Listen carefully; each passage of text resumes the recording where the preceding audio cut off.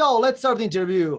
Welcome, Luke and Katie, to the Argetic website pages. It's a great pleasure to talk with you about the band and this new monster called Mirror. So, where I can find many styles into their influence, a lot of craziness into there. So, we start with the common question in all interviews that you did, perhaps. So, why did you decide to form a band like Pupil Slicer with many elements, anecdotes, influence, a lot of music into there?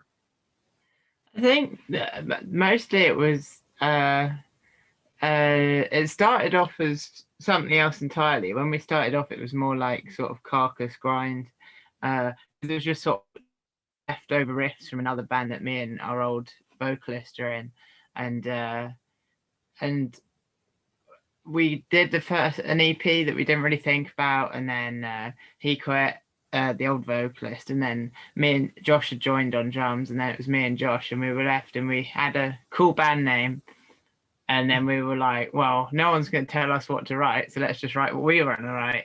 Yeah. So then I was like, Josh really likes bands like Rolo Tomasi, and I really like Dillinger Escape Plan and Converge and Pig Destroyer, and then we sort of mashed all that together and just started writing stuff in that kind of style because the band name was too good to start a new one.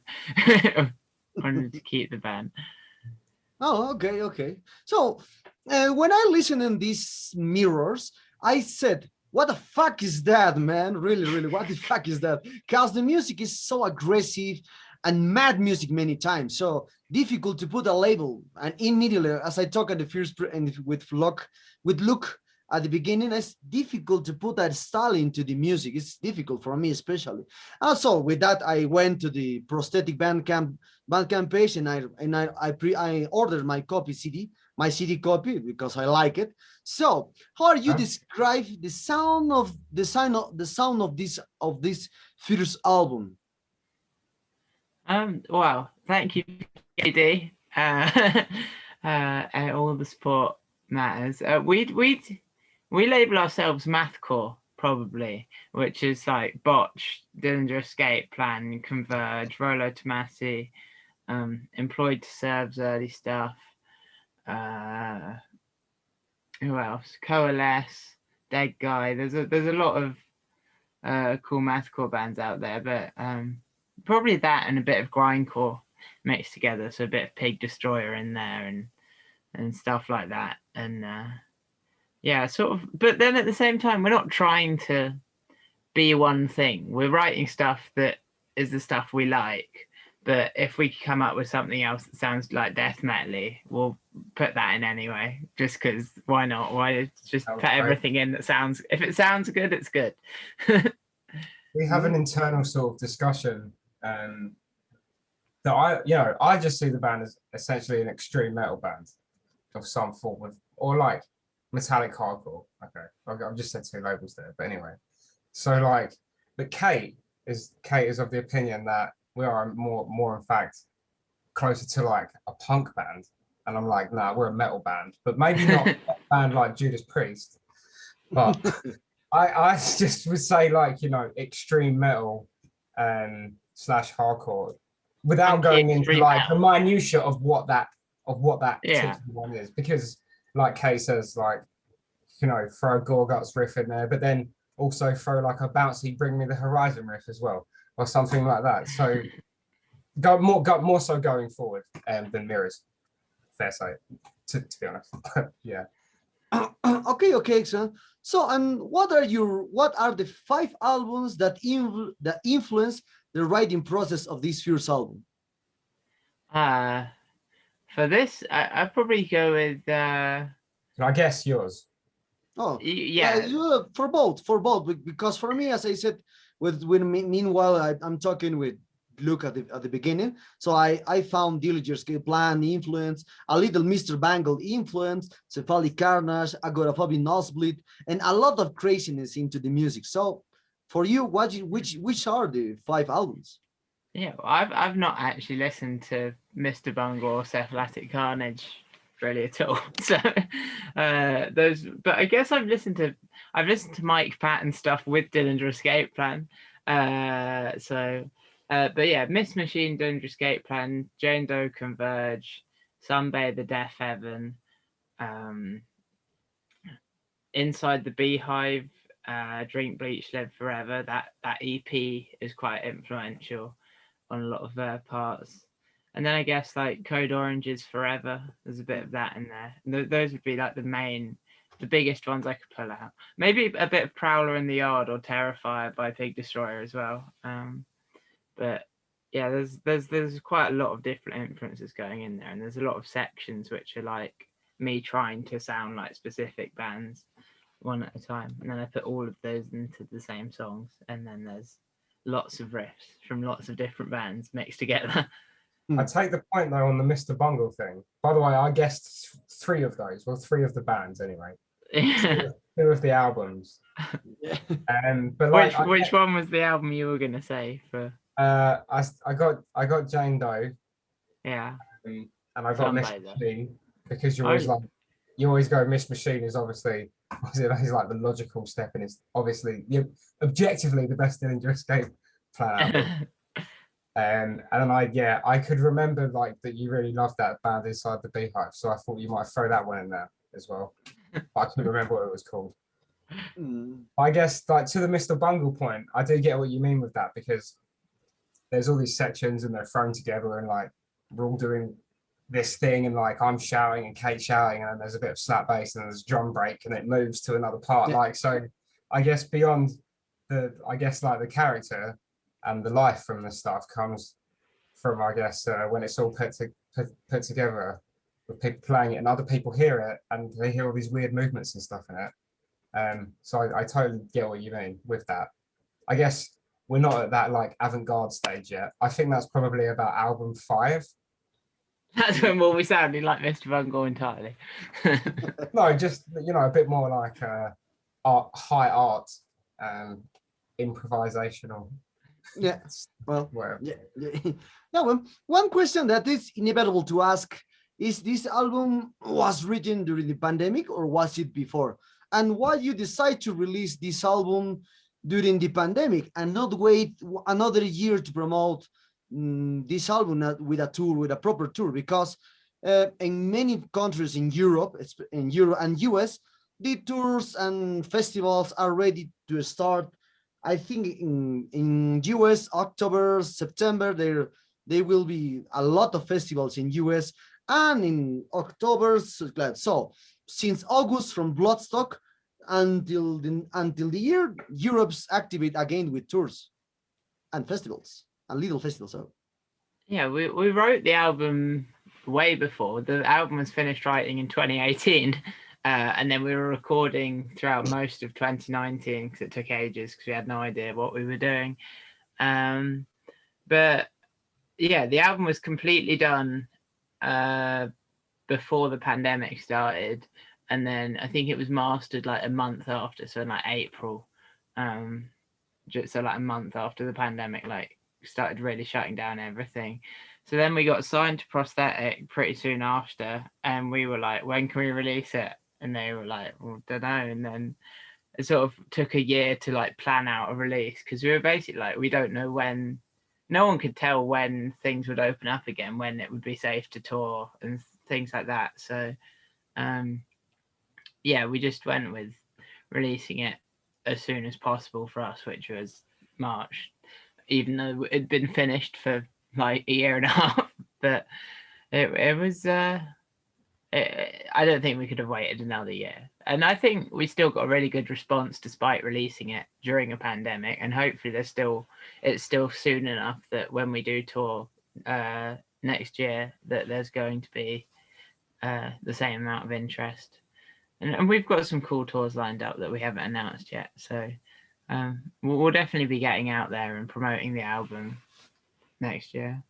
Do you not think, like the conditions of the pandemic and stuff may have actually somewhat been beneficial for us in a way? Yeah, I think I sort of see it is that like people are just on board and looking for stuff, and like a lot of bands would be waiting for it to clear up. Like a lot of bands did push their albums back, so that meant there was less competition. Yes, when ours was coming out. Exactly, and we sort of dropped in there, and maybe there was like just that particular moment and because it was like sort of height of lockdown, really. Yeah. Yeah, it was like the proper height of lockdown. So in the UK at least, anyway. But yeah, I think it kind of in a way helped that uh, Kate did an interview with the guy who runs Damnation, and he was saying like, you know, you just got to make sure that you can come through a bit of momentum the other side from that. But yeah, it's been unusual, but maybe we're somewhat fortunate. Well, okay, now Pupil Slicer is one of the biggest revelation of this 2021. I saw your album in Revolver. I saw in many magazines in US especially because the US love this kind of sound. Here in Latin America, the things is very different. The Latin America, the people likes bands like Sarcófago of all 80s, 90s. So a little 90s because they don't like Fear Factory, Strapping John Ladd, this kind of stuff. They prefer to hear the old wave of metal, Savage, Chacal. Here's the one. I don't know how do you say in English la palabra the word Chacal. Chacal is it's like ravage, like very savage music. So, well, it's my opinion here. And also, well, now we will return to this, speak about this album. So digging a little more deeper into into your first album, what show the covers, lyrics, insane music, all constantly during the more than 30 minutes on this mirror. So where does your inspiration begin to create your songs? In the lyrics or in the musical notes? And perhaps do you think the music complements the lyrics or vice versa? Maybe you have two paths that become one or just one with many paths.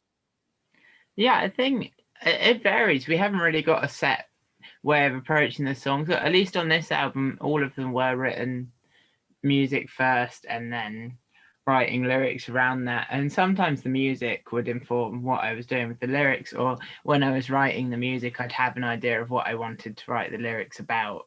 So then that would influence what I was going to do musically. But then in terms of playing the actual songs, there was a lot of different starts. There'd be some songs which I'd write completely out with like drums and everything, and then give it to the others and be like, this is done.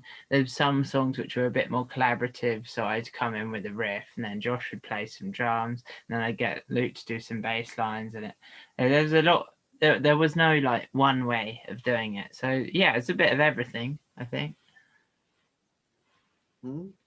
Okay. So into this matter of mixing many styles, as many people see around the world, especially the peoples are into the extreme music, very extreme music. So if we speak about the extreme music nowadays, it is denoted that this style is no one continues with the sound achieved by bands from the 80s or 90s.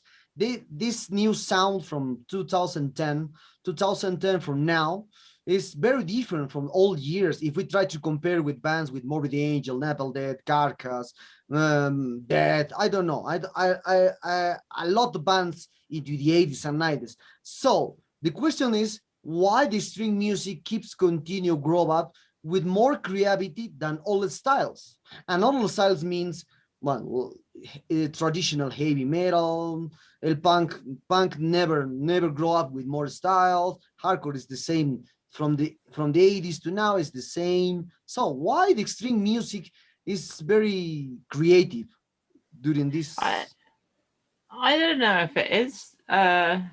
It's. I think a lot of what everyone does is informed by what's come before. You're always going to pull influences from music that's come before, and there are a lot of bands now that are still doing classic hardcore, classic thrash, classic death metal like Morbid Angel that are still making music like that now. So I think there's a place for that. But I don't even feel like what we're doing is that modern, because a lot of our influence comes from sort of late 90s, early 2000s grindcore and chaotic hardcore, those kinds of bands. And it's just sort of doing those sounds, those kinds of riffs, but with a more modern production style. and sort of bringing those styles together in a way that makes it fresh now. So it sounds like something new when it's really just all these old things put together and played at once. I think there's that kind of evolution of like, oh, here's what this genre sounds like. Let's try and do that, but add a little bit here, just to spice it up. And that just continually pushes the genres forward over time, I think.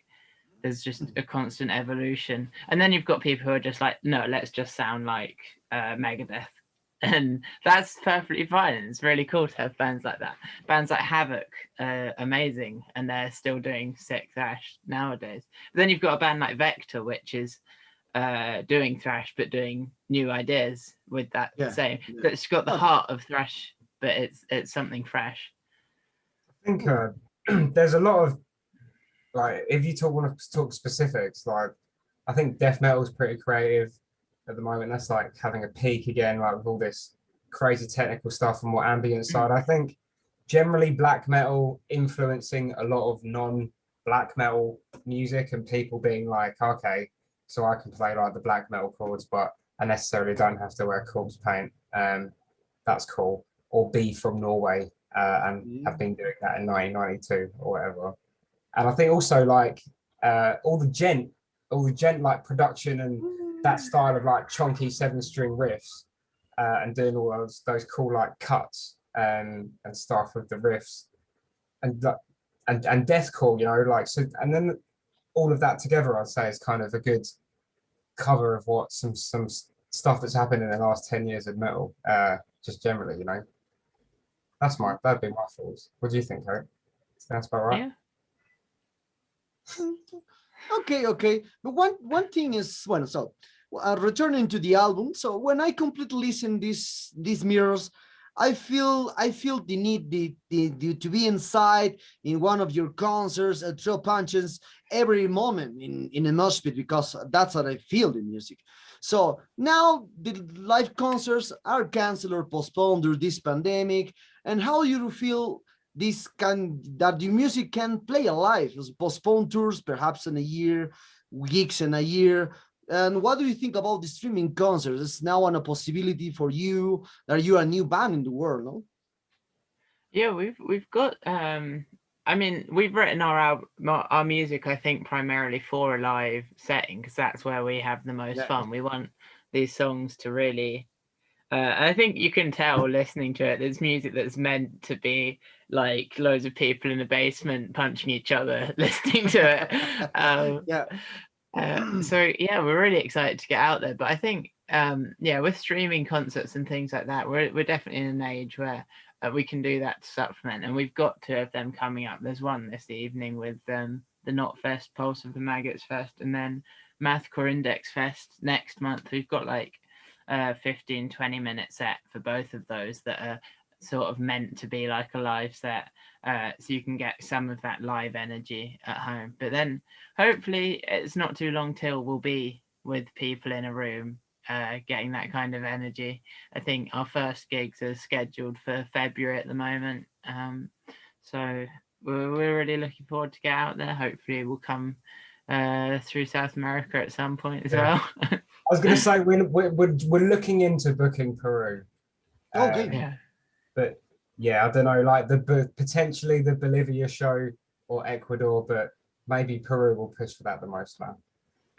Okay. And what is your opinion about the streaming concerts? Because for me, when I listen to your first album, when I try to see Pupil Slicer in a streaming concert, it's like a bird trapped in a cage. It's like that. So you can express your music in the streaming. No, you need to hear a live. Yeah, it's not the same. Of course, but you know, like, I think some really cool events have been put together. Like one of my favorite bands is Slave. They like did that 4-piece like cinematic. That was fucking great. Like, I don't know, the Pupil Slicer one's not quite on that production level, but I think we'll get there eventually. But yeah, like Mastodon have got that one coming up, and they're playing in like an aquarium. Like, it's cool, you know. The Code Orange one was really cool. Yeah, that was like the first one, actually. Yeah, it's one of the first. They kind of just did it on tour. That was pretty dope. The Tesseract one was pretty good. The Yeah. but if I try to compare if I try to compare the music from Pupil Slicer with Behemoth, with Mastodon, with with Light the Torch, with Slave, with many bands, Dark Tranquility, that many bands, they did a lot of streaming concerts. So, but the music from that band, if I try to see one thing, it's classic. It's classic, like that's brutal. Mosh pit, yeah, like feel like need to headbang. Okay, not that's nice. But when I listen people slicing in streaming concert, where's the other guy to hit a punch? Where is the other? He'll have to. Yeah, I think to get in the pit, dude. Yeah. Yeah.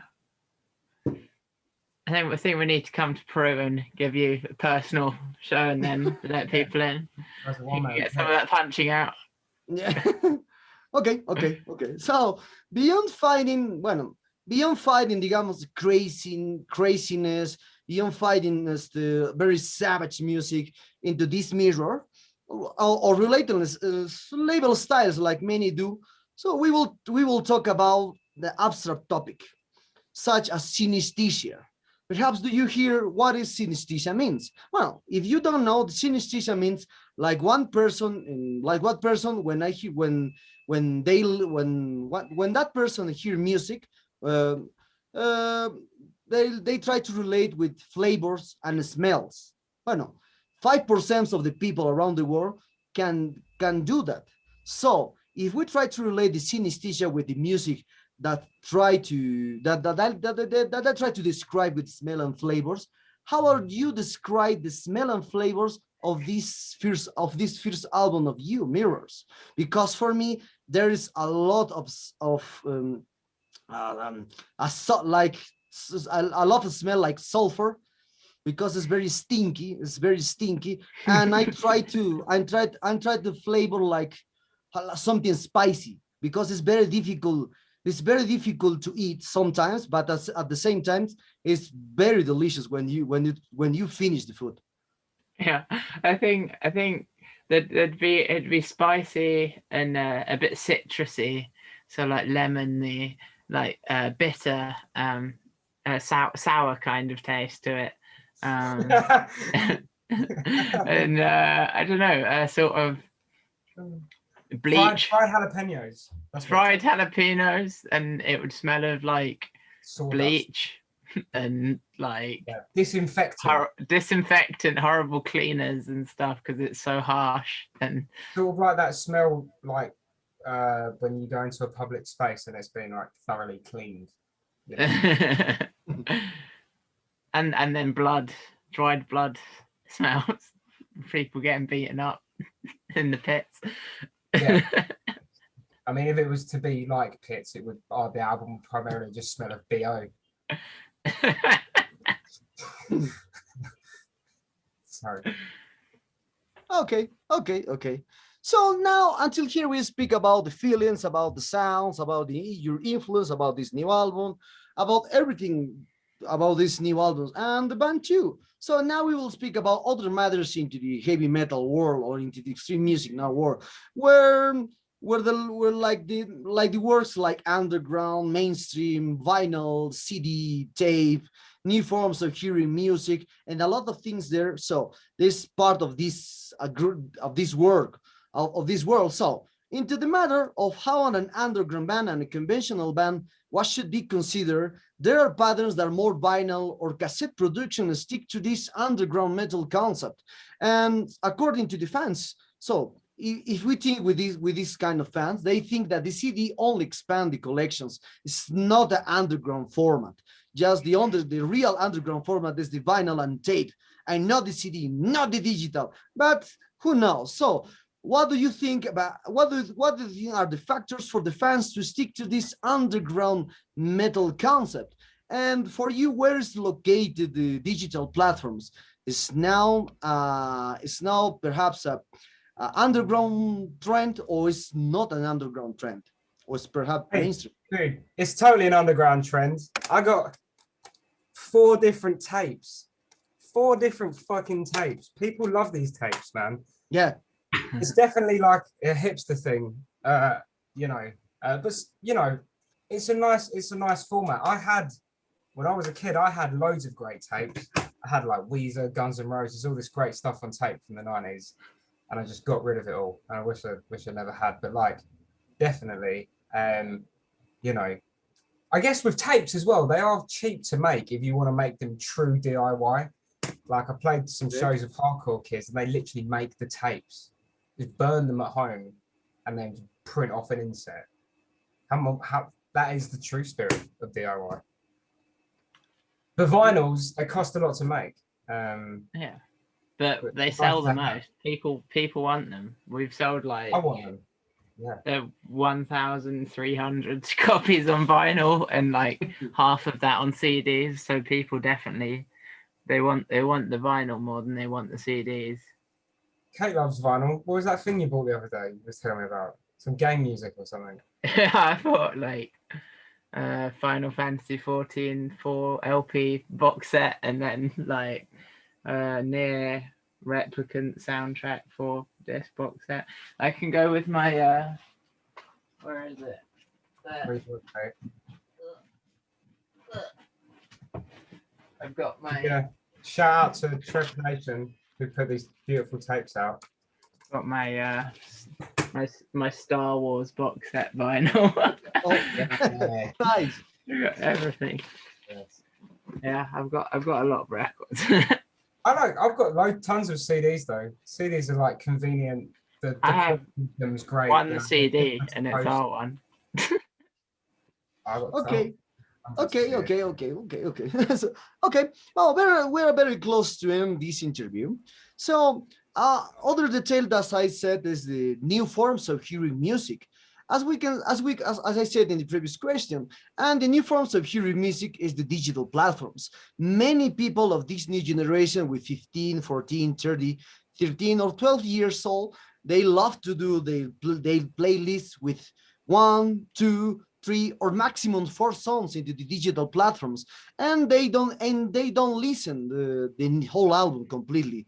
I don't know why, because I'm an old guy, so I prefer to hear the whole album. I got my copy. I prefer to buy it. So this. So what do you think of art? What do you think about the albums doesn't have the same impact compared to the 80s and 90s when the people listen all the stuff completely? So, and what that band needs to do to improve the listeners of all songs in an album?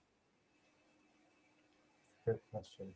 I think we're all in the band. We're more of that sort of sit down and listen to a whole album all the way through. I think all of us enjoy doing that. So we spent quite a lot of time on the flow of the album and making sure each song goes into the next one in a way that makes you want to keep listening. Because you can make it all too intense at once and then have a boring second half, and you need to you don't want to tire people out just having blast beats entirely for half the album and then none in the second half. You need to arrange it nicely so that people want to keep listening. And I think yeah, we did a good job of that, and that's one of the main things of keeping people listening through an album, because I think that's the best way to enjoy this sort of music is as a whole album as opposed to listening to a couple songs. I think it's worth saying that, like, with the whole like listen to a couple of tracks, maybe I don't know, like to people in the 70s and 80s, like everyone used to buy 7 inches, and like I've gone through a lot of secondhand 7 inches, and like it's the same stuff, and you see like people's little record boxes, and it's like Dave's Records, and it's like 25 7 inches. So in the same sense, I guess in more of an analog way, they just had less of it, and it was less niche. It was just like you just buy the single separately from the album. Yeah, like because the single would be like pretty cheap, So it's just like, I like that Whitesnake song, but I might not listen to a whole Whitesnake album. I don't know if I would listen to a whole. Actually, I don't know. I'm sure there's some alright ones. I'm sure Javier probably would listen to a Whitesnake album. Yeah. I had to. Oh, you have to. Okay, good. Nice. Yeah, just to take my point though. Just now it's just volume. There's just volume, so much stuff. But Yeah. Yeah, I'm of that thing. Like sit down, listen to a whole album and stuff. Okay. Okay. Well, well, Luke and Katie, the sad times arrive at this interview.